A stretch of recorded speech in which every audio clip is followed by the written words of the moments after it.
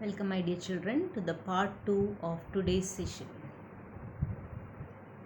In this module, let us discuss about the principle of superposition of waves and also about reflection of waves.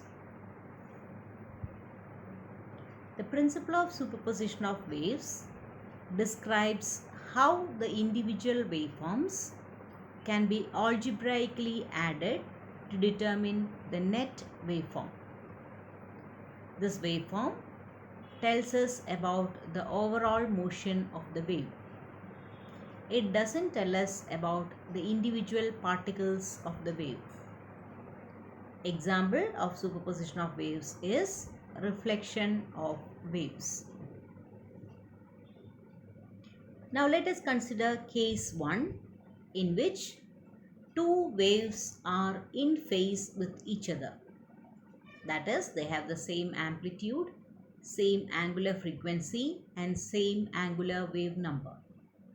If wave 1 is represented by y1 of xt is equivalent to a sin kx minus omega t and wave 2 by y2 of xt is equivalent to a sin kx minus omega t, then by the principle of superposition, the resultant wave is represented by y is equivalent to 2a sin kx minus omega t.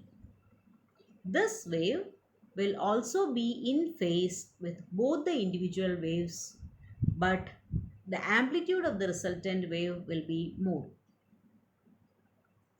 Now let us refer to the figure 1 in which wave 1 and wave 2 of same phase, same amplitude, angular frequency and wave number superimpose.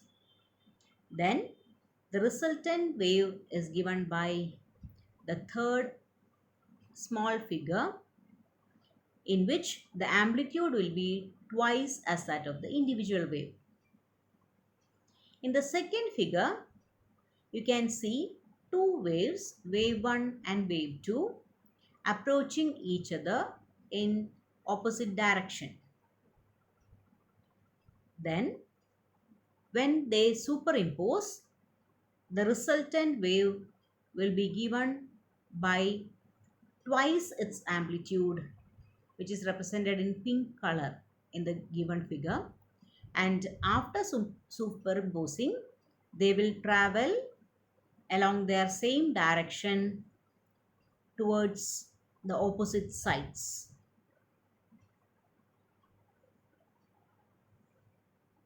In case 2, we consider two waves which are completely out of phase. That is, their phase difference is equivalent to pi radian. So here, if wave 1 is represented by y1 of xt is equivalent to a sin kx minus omega t and wave 2 by y2 of xt is equivalent to a sin kx minus omega t plus pi, then y2 can also be written as a sin minus a sin kx minus omega t. That is, we have rearranged the equation as a sin pi minus kx plus omega t and sine of 180 minus theta is equivalent to minus sine theta. Therefore, after superimposing, the net wave is given by y is equivalent to y1 plus y2, which is equivalent to 0. Now considering the figure, let us take two waves of same amplitude traveling in opposite direction with a phase difference of pi radian. Then when they superimpose, at the point of superposition, there won't be any wave. And after superimposing, they travel along their same direction. That is, they will be moving opposite to each other. In figure 2, we can see two different waves which are at a phase difference of pi radian. Then after superposition, the resultant wave will be shown by a simple straight line, which means that amplitude of the resultant wave is equivalent to 0. In case 3, let us consider two waves which are partially out of phase. That is, phi is greater than 0 and less than pi. Here, if wave 1 is represented by y1 of xt is equivalent to a sine kx minus omega t and y2 of xt by a sine kx minus omega t plus phi, then according to the principle of superposition, y is equivalent to y1 plus y2, which is a into sine kx minus omega t plus sine kx minus omega t plus phi. Taking the identity, sin c plus sin d is equivalent to 2 sin c plus d by 2 cos c minus d by 2. We get y is equivalent to 2a cos pi by 2, phi by 2 into sin kx minus omega t plus phi by 2. Here, the net amplitude of the wave will be 2a cos phi by 2 and the phase difference will be phi by 2. So from the figure, you can see two different waves which are of same amplitude but varying from each other by a phase difference of phi. The resultant wave will be as shown in the figure, which is having an amplitude of 2a cos phi by 2.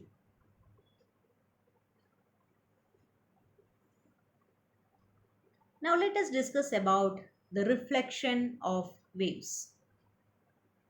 Reflection of waves is a change in the direction of a wave upon striking the interface between two materials. That is, when a wave strikes any interface between any two mediums, the bouncing back of the wave is termed as reflection of waves. The interface can be categorized into two types. One is open boundary and the other is closed boundary or rigid boundary. When a wave strikes an interface, in the case of an open boundary, it will get reflected as well as refracted. When a wave is incident on an interface along a closed boundary or a rigid boundary, it will completely get reflected. Example for such a closed boundary is the formation of echo. Now let us see from the figure a pulse which is incident from the right and it is reflected at the end of the string which is tied to a wall. Note that the reflected pulse is inverted from the incident pulse, which is the case of reflection at a rigid boundary. In the second figure, we can see an open boundary, that is, the string can move up or down along that tied region. Here, the left end is tied to a ring that can slide up and down without friction on the rod. Here, the reflected wave pulse is not inverted by reflection. Now let us consider in detail about reflection at a rigid boundary. Consider a string which is fixed to the wall at one end. When an incident wave hits a wall, it will exert a force on the wall. By Newton's third law, the wall in turn exerts an equal and opposite force on the string. Since the wall is rigid, no wave is generated at the boundary.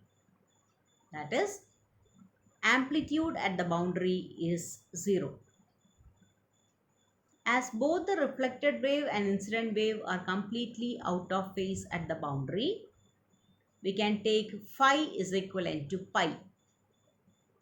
Therefore, yi of xt, that is the incident wave, if it is represented by a sine kx minus omega t, then the reflected wave is represented by yr of xt is equivalent to a sine kx plus omega t plus phi, which can be written as minus a sine kx plus omega t, as you are aware of sine 180 plus theta. By superposition principle, the total amplitude is given by y is equivalent to yi plus yr, which will be 0. Hence, we can conclude that the reflection at the rigid boundary will take place with a phase reversal of pi radian or 180 degree. Now let us take the example of reflection at an open boundary. Reflection at an open boundary will take place without any phase change. In this case, at the boundary, pulse is generated.